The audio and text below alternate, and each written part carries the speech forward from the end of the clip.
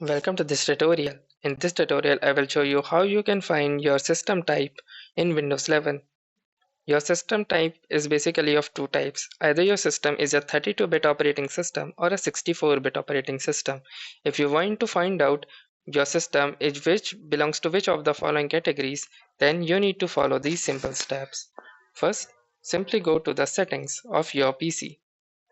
Now, once you are inside the settings, you can see the System tab.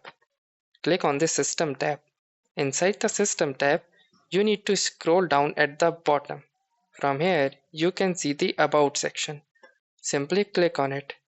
Now, inside here, under the device specifications, you can see that the system type is a 64-bit operating system based on the x64 based processor in my case.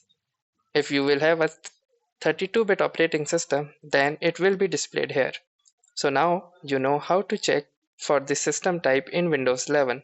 If you like this video, make sure to hit the like button as well, comment on this video, share it, and don't forget to subscribe to our channel. Thank you for watching and have a nice day.